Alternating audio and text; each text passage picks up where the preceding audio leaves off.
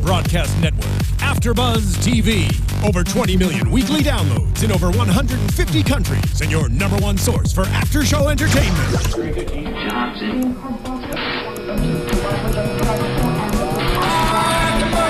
AFTERBUZZ TV, the destination for TV superfans. Producing aftershows for over 300 of your favorite TV shows. Interviewing celebrities and showrunners. And bringing you behind-the-scenes exclusives. All thanks to E! Entertainment's Maria Menounos, producer Kevin Undergaro, and internet leader Akamai. Now, let the buzz begin! Hey guys, welcome into Season 1, Episode 12 of Manhattan. Our season finale is next week. Only so much time to talk Manhattan left this season. We are talking Episode 12, The Gun Model, today. I'm your host, Bobby DeMuro, joined as always by my co-host, Marisa Serafini. Hello, Marisa. Hello, Bobby. All right, we got a lot to talk about today. This ramped up from about 50 to 100 in about a second and a half. Wow, so much happened. And this is a complicated episode. Very emotionally complicated, physics complicated. A lot of things are complicated. This is a complicated episode. We are used to seeing 4 or 5 sub-stories like most TV shows are wont to do. Yeah. And today we got one story and every person's piece in it, but it's really just one story. Yep. So it's kind of a complicated thing to follow. We got notes. We'll do our best. See, it's all coming to a head, literally. It's like everyone's just converging right here in the story. So we'll do our best on this one and next week, obviously. If we miss anything, if you're on YouTube or on iTunes, you can always comment on YouTube. You can send us tweets. She's at Serafini TV. I'm at Bobby DeMuro. We'll give that out later at the end of the show, too. But you can always tweet us or comment on YouTube like you guys have been doing. But let's jump into it right now, and I guess we'll start with Akeley. There's a lot to come off with Akeley. He plays a huge role in this episode, and spoiler alert, if you haven't watched it yet, hit mute real fast. Akeley dies. He dies. He kills himself. Man, you never... Okay, let's just go to that right now before we backtrack to Akeley's thing. There was a whole build-up in the whole episode. You never, ever leave a man with a shotgun... Who's emotionally distraught. Frank has no empathy. He has no people skills. Akeley just pointed a gun at him and then decides not to shoot Frank. And Frank's like, screw it. We'll go to the metallurgy lab. We're good. Dude, he has a gun. Walk after him. Take the gun from him. Tell him to put the gun down. Seriously. I mean, again, Frank, he doesn't pick up on those things because he's so, I wouldn't say self-involved, but just he's so intelligent, he's myopic in that way. Yeah. And he doesn't think. And the fact that Akeley's even questioning everything and what he's doing, it's you don't understand that he's not even questioning himself and taking himself out of the picture. And what's all this for? And what do you think Frank ended up doing? Maybe we'll see it next week. Maybe we'll see Akeley's funeral or whatever it is, whatever happens. But what do you think Frank ended up doing after Akeley got shot? He stood there and he was like, I bet he just called somebody and was like, hey, military police, Akeley's out here. And then went straight to the metallurgy lab because that's what Frank does. Yeah, and also, but if no morning, and he doesn't have time. But the thing is, if Frank called that in, he would have to explain the reason why both of them are there. And then the army would find out that they were passing notes and stuff and everything that's going on, all their secrets they've been keeping, ruining the compartmentalization rules and all of that. So he would have to explain himself if he admitted that he was there with Akeley and when this whole thing went down. So that's a good point. That's actually kind of very closely related to a lot of what's going on in the episode today. It's just that simple idea that Frank probably can never admit he was there. Yeah. He'll just deny it and drive off and act like nothing happened. Yeah, he would have to cover for himself and save his own behind. Yeah, which he knows how to do and he's been doing with Charlie. But to get back to Akeley now, he dies. Spoiler alert, sorry. Shoots himself. You probably already saw it. If you didn't, you shouldn't be watching the after show. After the show. So Akeley dies, and his character in this episode was kind of interesting because at the start of this episode, for the first maybe 30 minutes, I didn't have a time clock on it, but maybe for the first half of the episode, Frank was looking like a real bad dude, and Akeley was looking better and better and better. And even by the end of the episode, Akeley didn't look bad. I was never mad at Akeley. He was never the bad guy like Lansfield had been. Akeley was more just somebody I started to feel sorry for. He wasn't going to be implicated in the spying situation. It didn't look like, or in the compartmentalization. It looked like Charlie and Frank were the ones who kind of have the fault here. But Akeley very closely holds himself to his pride, his work, and what he's accomplished. And if he feels like he's failing, obviously that's too much for him. He can't go to Oppenheimer and say he failed. He can't go to Oppenheimer or the president and say, this isn't working, we need to go in a different direction. He'd rather literally kill himself. So I not only in this episode appreciate how unstable Akeley is, but also kind of how sad it is, how bad I feel for him that he was this way. Yeah, and we can see his slow deterioration throughout all these episodes, especially in this one, that fast downward spiral. Even at the beginning, the very first shot of him, the very first line, he's quoting Lord Tennyson, and to a military police officer. Charge of the Light Brigade. But even the specific line he was saying is going into war and going in the mouths of the jaws of death. So even that is the foreshadowing of what's going to happen. He's going into, he's leading himself to death. And I thought, just the literal aspect of that. And then, him intermingling with everyone in the compartmentalization. We see it throughout all these, scenes tonight, that he's slowly realizing all the mistakes that he's done, and he's trying everything to do. He's getting other people to help him, because he dug himself into a hole that he cannot get out of. Boldly they rode, and well, into the jaws of death, into the mouth of hell, I believe is what it was. Yes. And this is not the first time that he's quoted Charge poetry. of the Light Brigade. Was he quoting, I don't know, it wasn't Lord Tennyson earlier, Robert Frost, somebody else? Yes, he was quoting, Frost. It was Frost, okay. But he's quoting Lord Tennyson, the Charge of the Light Brigade. Yeah. So Akeley maybe is a bit of an artistic guy. That's kind of cool, but definitely a morbid guy. Maybe more morbid than we gave him credit for. Yeah. And we knew something was wrong with him when he took Charlie on the drive and he had the shotgun in the first place. Mm-hmm. You don't take somebody on a drive with a shotgun. Especially the first thing in the morning. Yeah, like in the middle of the night. Come on, let's go for a drive. You don't have a gun. We're hunting. You don't have a gun, but I do. But I do. Okay. In this particular moment, did you think that Akeley was going to actually shoot Charlie? Yeah, I did. I wasn't sure if Akeley was going to shoot Charlie, if he was going to use the gun on himself, but you don't have a gun in a scene in a television show or a movie unless you're going to use it. And in both scenes today with the gun, they used it. Akeley fired a shot, whatever it was, if it was at an animal or something, he fired a shot in the first scene, and then he sure as hell fired a shot in the second scene. Yep. So if you have a gun in an episode, if you have a gun in a scene, you're going to use it. And they did. They did. And luckily, Charlie's not dead. Again, it was that slow build-up that he was going to actually shoot. Yeah. And he shot himself. Scary. With a rifle, which, the mechanics of that are not easy to do. There's some distorting there, some contortion. Yeah, that's not to get too morbid about it, but that's a difficult way to go about it. He probably has long arms. Yeah, still though. I don't know. I mean, I've never really thought about it, but I mean, seriously, that's a difficult thing to do, and it's a very specific choice. He doesn't have a handgun. He has a rifle. That's a specific choice by the writers, not only because it's a hunting situation. At least the first one was supposedly. And he even says it in the first one. Of course, they're not going hunting. The meat tastes like crap, and it's an ugly animal. Mm-hmm. So he was never going to use that gun for hunting. I just legitimately thought he was going to kill Charlie, and he did. I didn't think he was going to kill Charlie because Charlie's such a big character. I think it was really just for that threatening mechanism that he's going to the point where I'm going to shoot you if you do anything to me again. You shoot me in the back, I'm literally going to shoot you. Yeah. So I think it was literally just a threatening kind of warning. And the metaphor is, I drove you out into the country. Nobody can hear your screams. Mm-hmm. Nobody's going to see you die. Even if I don't shoot you now. And I can get away with it. Yeah, message is loud and clear, and then we can make up a story. Yep. Yeah. Or whatever. So we know Akeley's a little bit. Now, the one good thing Akeley did, and he did do a couple good things, I guess, or tried to do a couple good things, but one good thing that he did was bye-bye Tom Lansfield. Yeah. Gone. Immediately. He's gone. Sold him out immediately to Colonel Cox.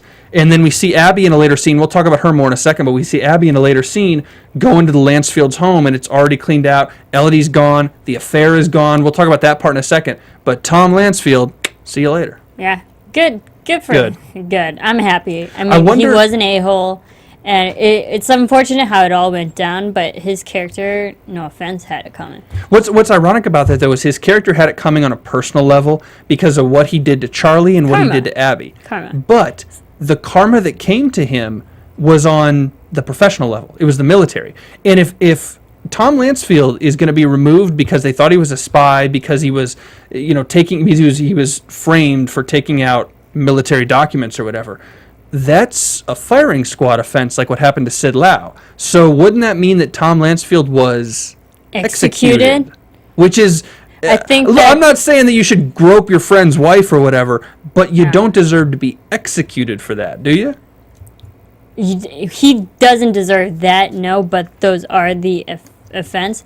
We haven't seen, we just saw them get escorted out of the hill. You're choosing to believe the positive side, that he wasn't executed, he was just transferred to Tennessee. Or if he was executed, us audience didn't see it. We can only use our imaginations and believe that's true. Or for all we know, maybe we see some follow-up with him next week or with Elodie next week. Or at least they're going to interrogate him before they just have the firing squad on him. Because we've seen them saying it looks like they're going to interrogate Charlie. Give them the chance and, the benefit of the doubt first before you just execute people. Or not even the benefit of the doubt, but you need the interrogator to weasel out a little bit more information so they can go after the next guy, after the next guy, like that interrogator guy did. Once you get all your questions, then you can shoot. Exactly, and then you have nothing left to lose. Yep, Give us all your information. Hey, thanks for being so forthright. Boom. Boom. And that's how it's done. And that's how it's done. We'd make amazing military policemen. Anything else about Akeley? I guess the one sad thing about Akeley, well, the first thing he said about Helen, that great quote with Helen, I'm going to dance with the guy that brung me, when he had that meeting with Helen and stuff. And we'll talk about Helen again in a minute, but this is kind of where it gets confusing because the relationships really start to intertwine. So Akeley knew what was going on with Frank and Charlie, but Charlie didn't sell out Helen. Frank never sold out Helen. So Helen looks better in Akeley's eyes, but Akeley still wants to kind of give her back to Frank in a way, and she says she was coerced by Frank. And this is what was conflicting with Helen tonight, that I thought when Akeley was questioning her and she said she was coerced. I was like, okay, yeah, I believe it. She was put in a situation she couldn't really get herself out of. She was caught between a rock and a hard place. And then at the end when she's talking to Charlie and he's like, I forced you into this project, she's like, I make my own decisions. Was she there because she wanted to be there, or was she there because she was forced to be there? That's the question. So now I can't really understand where Helen's mentality and loyalty really do lie.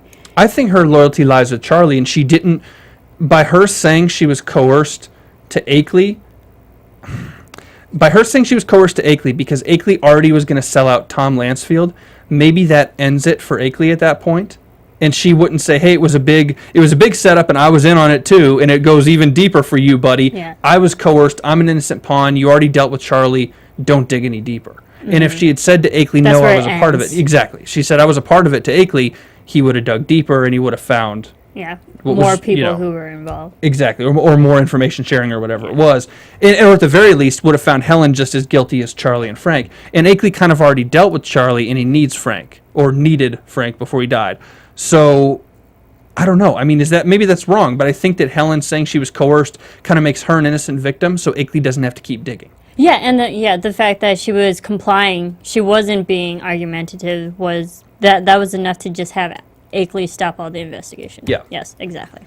Okay. I just feel bad for Akeley, and I feel bad for that scene with his wife. I feel bad for all of them, and just the situation that they're in. But that poor scene with his wife, where he's always been portrayed as capable, at least as a manager, if not as a scientist. He's always been portrayed as smart, even if his attitude comes into question for us. Yeah. And his wife is obviously very, very proud of him, and yet he was kind of lying to her about Washington, D.C. I don't know if he went to Washington, D.C. and met with the president as much as he kind of let on. Maybe he did. But at the end, his wife had no idea that she's saying, you're going to meet with the president. We're going to win the war. And he's like, no, I'm going to put a shotgun in my mouth. Yeah. That's a serious turnaround. Well, also, he has the rules of compartmentalization. He can't tell everybody. Even Frank and Liza still doesn't know everything that's going on. So, yes, there might have been a moment where he actually did meet the president when we know Akeley went out to travel on business and whatnot. So that could have been actually true. But the fact that he did keep the secret that he went to Washington State instead of Washington, D.C., yes, that's going to be a secret. No one else knew about it until he actually admitted it. At least now, last point on Akeley, at least Thin Man is getting the attention and the fix that it deserves.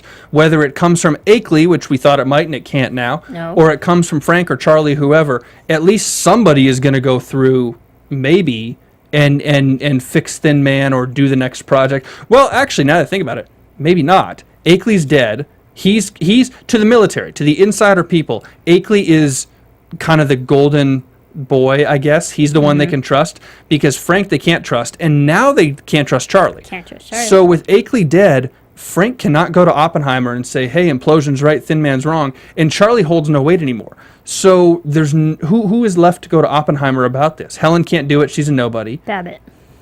That's actually an interesting point. Maybe. Because Babbitt's now working for Oppenheimer, too. He got himself into a fairly good, decent position. He's in good terms with Oppenheimer, maybe. And he's a legit physicist. He knows everything that's going on. Only Babbitt sold himself down the river, bringing Sinclair, Dr. Sinclair, on with the plutonium. Everyone's making their own beds right now. And even said on it, Sinclair was like, I heard there was a job for me here. And Babbitt's like, you have a future on this hill.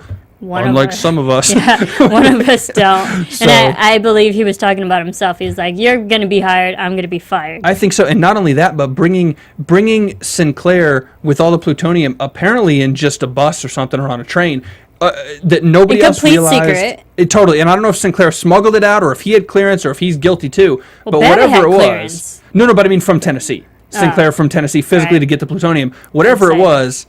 Something's fishy there. You don't just send one dude, especially in that era. You probably don't send a black man from Tennessee, considering what Tennessee thought about Sinclair in the episode we saw. Yeah. Unless maybe it's the perfect cover.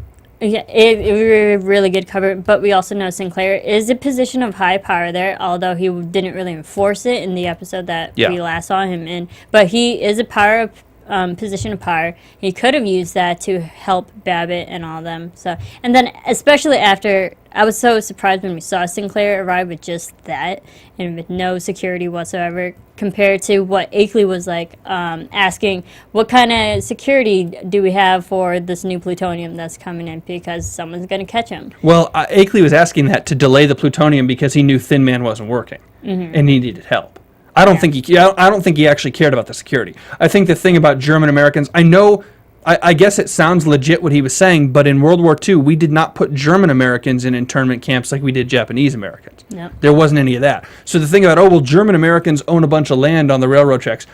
Okay, in wartime, maybe that sounds convincing as an argument, and he knows he can use it as a delaying tactic, but I got the impression the whole time he was BSing. He just didn't want plutonium. He wanted a couple weeks because he was adamant about Thin Man doesn't work. We need to find a solution. I can't have the plutonium here because it's going to pre-detonate, and I'm going to be the one who looks bad. Yeah, and that may have been true as well, but I kind of also saw that he didn't want Frank to get it. Yeah. That any security to make sure that Frank's team implosion would get his hands on it before he could. Yeah. Let's go to Charlie right now. We'll talk about Frank at the end in a second, but let's talk a little bit about Charlie. He connects obviously with Akeley a lot. We've covered this stuff a little bit. But our boy Charlie is not looking so good for the wear. Physically, he's looking rough, too. The marriage aside, hold on a minute. Let's talk about the career first. He's very implicated in this conspiracy. His signature is on every single document. Yep. Frank's is on nothing. Akeley has obviously been out of the country, and now he's not going to be tried anyways. Everything Charlie points back to him. Yeah, he is the point man, and that's not a good thing. No. And he's dumb enough to fall for it. So I guess I will ask you this, because I think there's probably a school of thought both ways.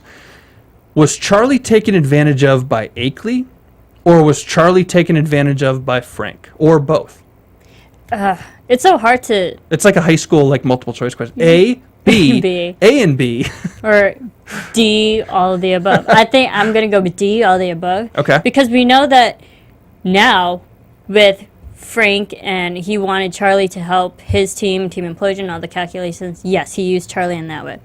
And he used Charlie's signatures to get the materials he needed. Yeah. And then also knowing Akeley, after he made a big dire mistake and he knew about it, now he's using Charlie to help him fix all of the mistakes. Yes, by signing everything, be like, no, Charlie did this instead of me. This wasn't my fault. He's helping.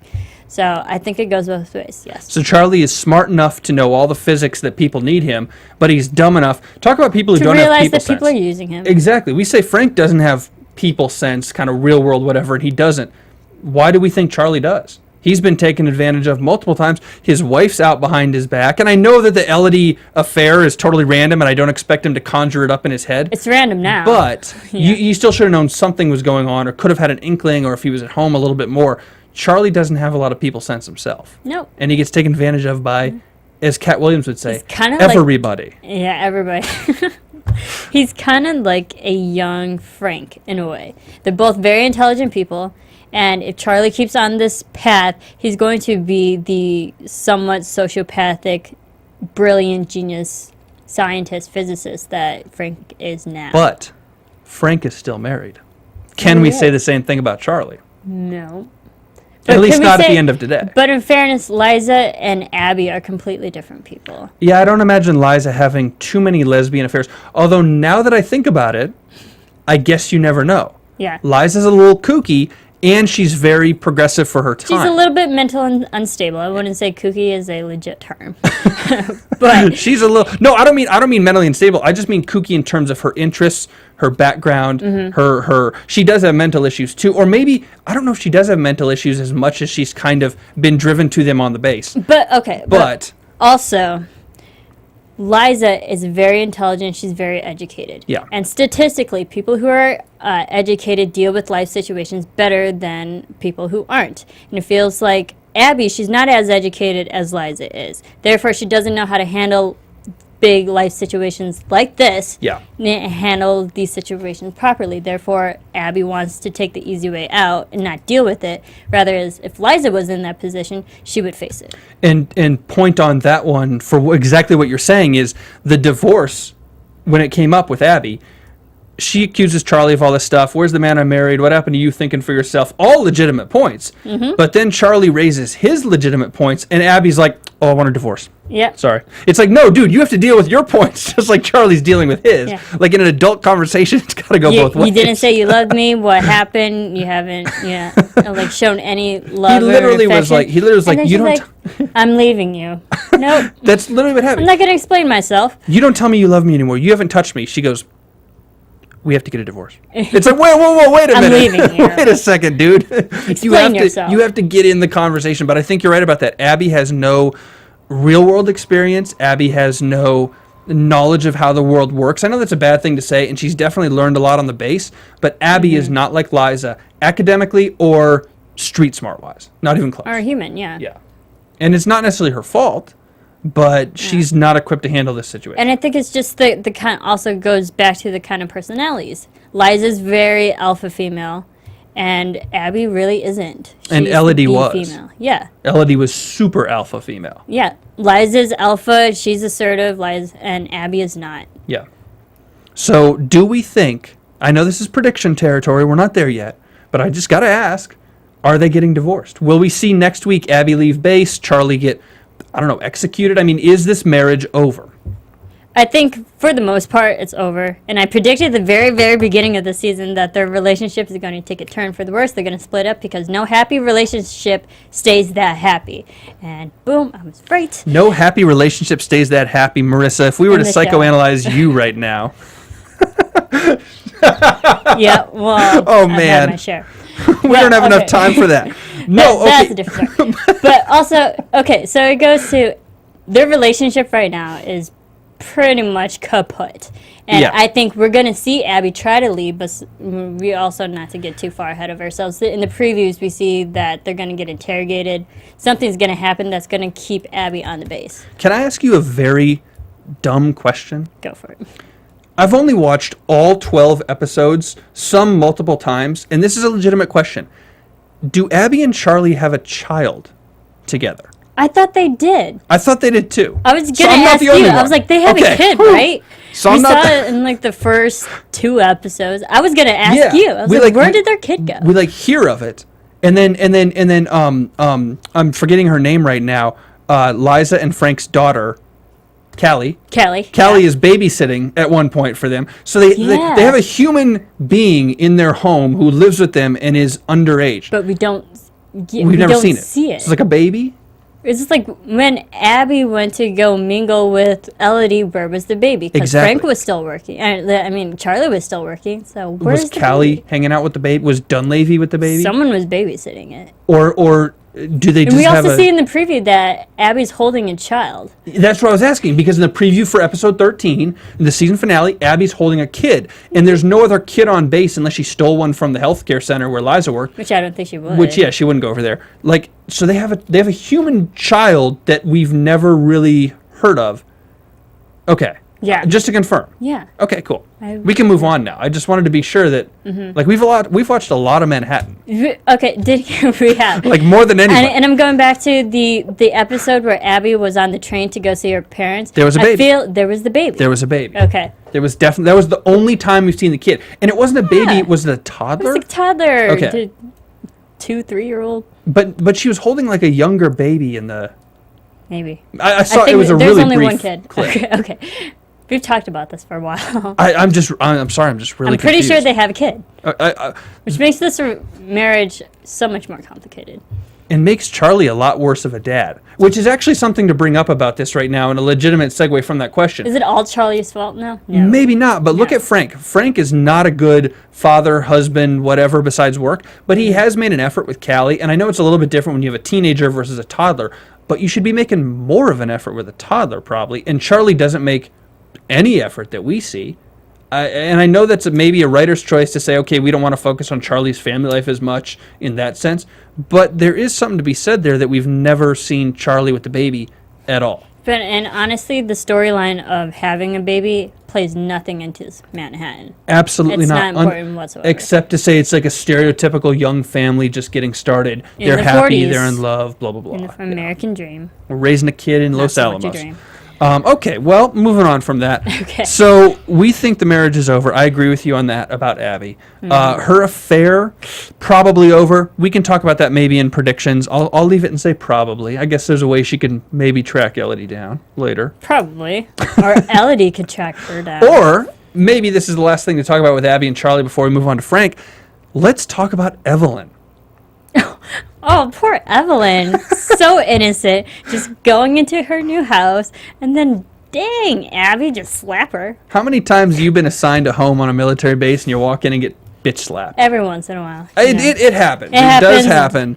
But Especially when you're poor carrying a Evelyn, potted plant. That just came out of nowhere. I was like, what? It was kind of ironic though, because Abby is becoming more a woman of the world, or at least of this world. She understands war a little bit better after reading about the Holocaust a couple episodes ago. She's starting to understand the politics of the base. She's becoming slightly more worldly, as sheltered as she is. Yeah. And then Evelyn comes in, and Evelyn's the new Abby. She's like, we're so excited to be here. Very Me and my naive. husband, very naive. Can't wait How you to doing? live And here. Abby slaps her. Do you remember what she said? She said, wake up, which is the most ironic thing you could possibly say. It's like, Abby, you're the one who's been asleep the whole damn time because you're so ignorant to everything.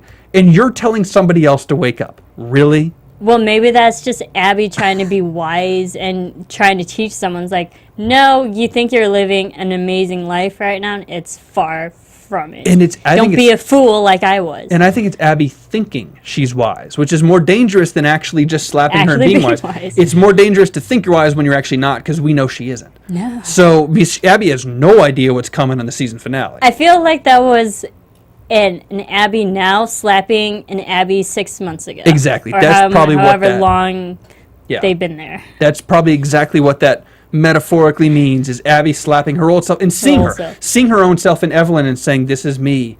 This is going to happen to you. Nope. No, and maybe, Realize this now. and at the same token, maybe that's why those other women on the base, as superficial as they are, maybe that's why they treated Abby the way they did at the beginning, because that same cycle to say, you're young, your husband's a hotshot, we've Yep. all been there, honey, this base sucks. Yeah. More or You'll less. know what we're talking about soon. Yeah. All right, let's get to Frank. What's happening with Frank? There is a lot happening with Frank. So Frank, like I said with Akeley, Frank was looking very bad the first half of the episode. And moment after moment, I'm like, dude, Frank, he has been using Charlie. He has been manipulating everybody, which we had seen happen, but the way that Akeley was framing it, I was like, wait a second. Frank's not a good dude. And I don't really know what to think.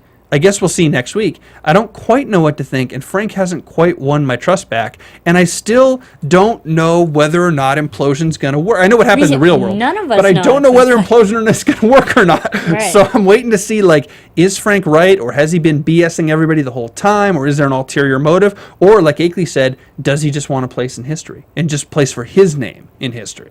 That's true. I don't think Frank's in it just to have his name in history. I think Frank really is just a physicist. And then, I mean, we see at the end of the episode when he's trying to convince Akeley is like, yes, they're going to remember that we built it, but ultimately, I think Frank, just being the true physicist and science that he is, he's in it for the good of the Army, the good of ending this war and building this nuclear bomb, whether his name is on it or not. And to prove the fact that his theory works, he is smart enough to do all this. But that last thing you said is exactly what proves the point, though. Yeah. It's forget the first 10 things you said. It's the last thing to prove the fact that his name is smart enough, that he was smart enough to do all this. That's what he's in it for. Yeah, he might want to end the war too, and yeah, because of his World War I experience, he doesn't want to see American soldiers get killed and blah, blah, blah, which, by the way, several times today is a very, very, very convenient excuse to make somebody feel bad. Don't you want to see our boys come home?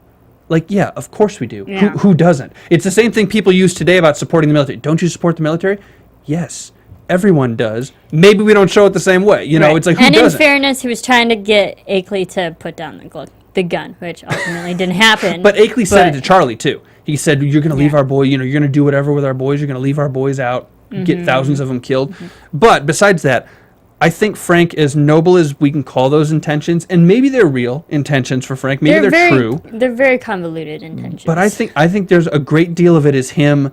He's got a huge chip on his shoulder with Charlie, with Akeley, with the whole base and what they think of implosion and his team. He's had a huge chip on his shoulder the entire time, and he takes it personally more so than anyone else does, and we've talked about this. He takes it personally more so than anybody else does, and I think he wants to get himself in the book of record about World War II, which they probably weren't calling it at the time, and he wants to get himself in the book of record about that war, and he wants to be known for being the guy who developed the bomb, specifically him. You know, in addition to all these nicer motives of ending the war, defeating Hitler, blah blah blah. So I think it is about him. Yeah, I can see that. Yeah, which is not good. No, I mean ultimately. It makes him just look like a bad guy because he's very self-involved in that way. But I think it's the methods that he's going about it, using other people just for the betterment of himself. There's a lot of pride there. Oh, there is, and a sociopathic tendency or two, which I think you mentioned. Yeah. A few. Did you think, before Akeley offed himself, did you think he and Akeley were actually going to work together? Assuming Akeley didn't have the gun, if they just had met and Akeley was, you know, in tears like he was, did you think they could have actually worked together? They could have, because now Akeley knows that he was going to lose Charlie. Who's the next best scientist that knows everything that's going on? Who would help him? Frank, which makes sense from Akeley's point of view. But from Frank's, Frank said to him, Akeley was like, would you actually work with me? And Frank was like, I will work under you if it ends the war. I was like, dude, no, you won't. No, you won't. You're not going to take that. Won't. You have Frank be your boss? Or Akeley be your boss? You won't. Yeah, absolutely not. No. You wouldn't do that. So why lie to him? Because he had a gun. But if he didn't have a gun, I think Frank was lying through his teeth to defuse the situation with the weapon, of course. But I still now really question Frank's motives. I know that he's probably right about implosion because he's so dogged about it and he's such a talented scientist.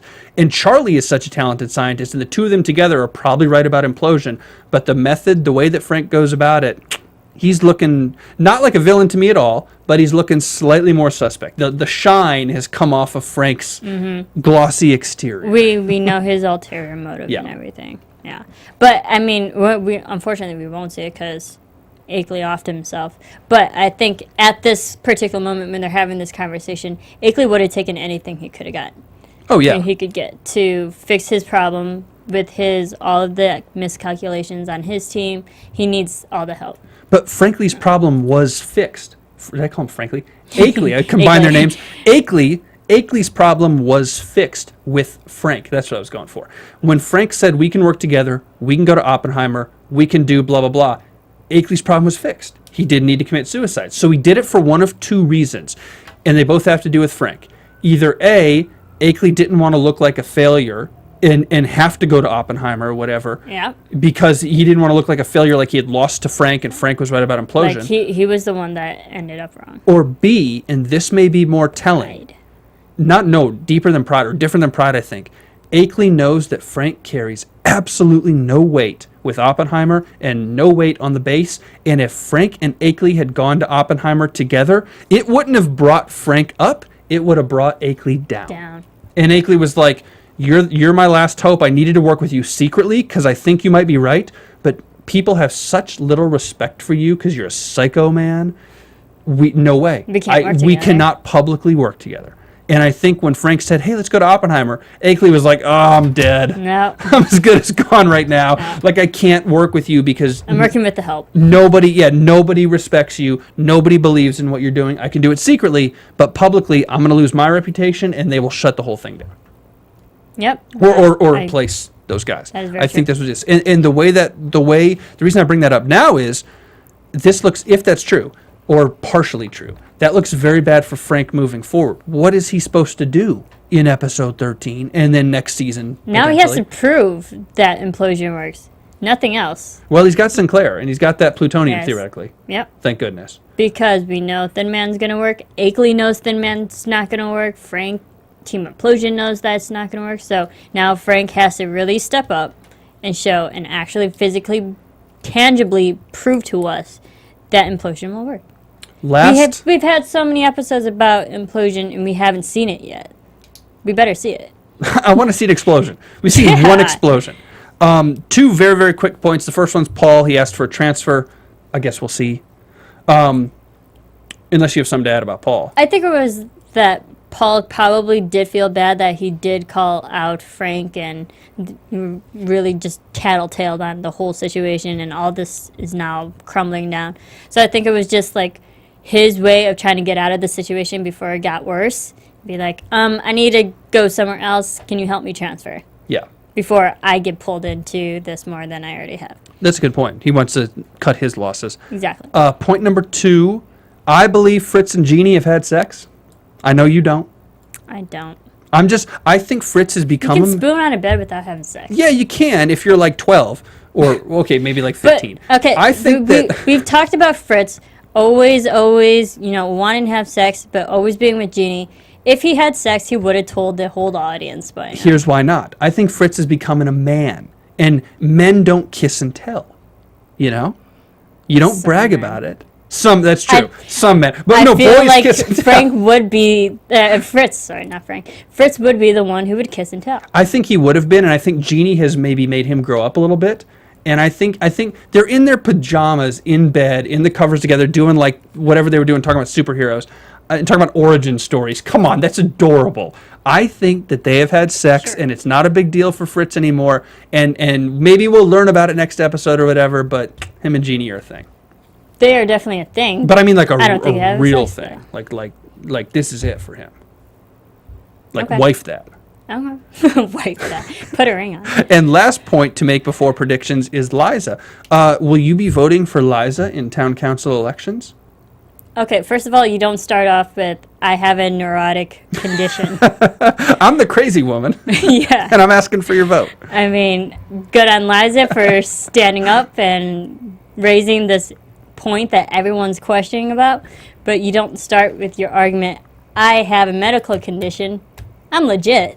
I am going to vote for the Peeping Tom, personally.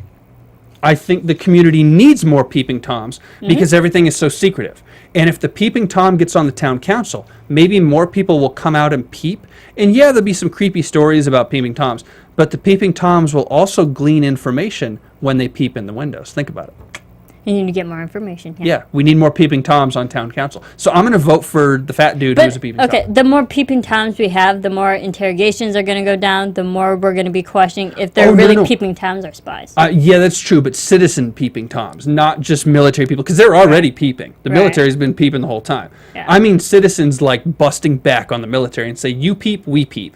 It's most times I've ever said peep in my life. It's a good idea in theory, but this is where I feel like the town itself, when they find out what's going on, they're all going to know about it. They're all going to rebel. It's going down. Fine. People are going to fight against Dr. Sinclair for town council.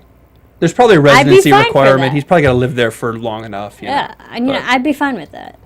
All right, well, let's get to predictions. And now, your AFTERBUZZ TV predictions.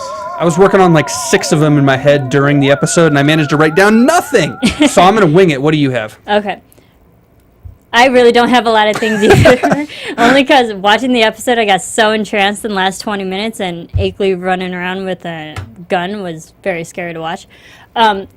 definitely we're going to see a test of this bomb with implosion, because now that they actually have it in the lab they're working on, this plutonium, we're going to actually see the physical test. I don't think it's going to work, though. I don't think it's going to work. Right, because it's their first test. I don't think it's going to work either. I'll make my predictions social predictions, not military story predictions. Okay. First off, we saw Helen and Charlie have sex. We totally glossed over it in the after show because we knew it was coming. I don't think anybody's surprised by that. No. Especially considering what happened. No. Do you have anywhere to sleep tonight? Oh, yeah. Oh, now you do. Yeah, he does. So I don't know if they become an item, but that's obviously going to create a huge problem next week for Abby, who is still around based on the coming attraction. And now Charlie has given Abby a legit excuse to leave. That's a good point. Oh, and he still doesn't know about Abby's affair. No, my prediction for next week is that Abby and Charlie have a child, and we will meet him. yeah. Do we know the name of the child? I don't really think we do. I don't even want to do predictions. I want to spend 30 more seconds talking about the fact that this child is totally unaccounted for. I believe it's a boy. It is a boy, I think. Okay. Yeah. It's totally unaccounted for. It hasn't been going on and off base. It's had to have been there the whole time. Nobody leaves. How on earth? This is what I'm most mad about. It's the most glaring inconsistency to me is this kid. Okay. Yes, all true. I think it's also just the idea that so much is going on that family is not a I'm okay with that. Whatsoever. I don't want the kid's story. I don't want to develop a character of a toddler. No. That's cool. But what I'm saying is... But it shows family doesn't matter here. Well, and not only it's that, but the holes. There's no babysitters. Abby's been having affairs, going late night and midday to Ellie's house. Where's the child? Do you give the child the Cali and say, hey, I'm going to go have a lesbian love affair, watch the kid for 2 hours? What do you do? Exactly. No. Exactly. Okay, I'm sorry. I had no predictions. I just had to get 30 more seconds on the child. That's it this week. Hey, season finale next week. Yeah, it's already here. I know. And also to add to my last prediction that when we're going to see the test, it's not going to work.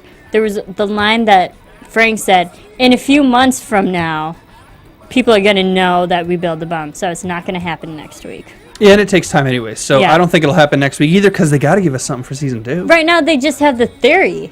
And we don't even know the theory works. They don't have the physical, actual bomb. That's going to take forever. And we've had 12 weeks of theories, and we know where we are now. Nowhere. It's not going to happen next week. Speaking of where we are now, Marissa, where are you on, Twitter? Twitter, Instagram, Serafini TV. Serafini TV, I'm on Twitter at Bobby DeMuro, Instagram at Mr. Bobby DeMuro. One more week, next Monday. Episode 13, season finale. We'll see you guys then. Good night. From executive producers Maria Menounos, Kevin Undergaro, Phil Svitek, and the entire AfterBuzz TV staff, we would like to thank you for listening to the AfterBuzz TV network.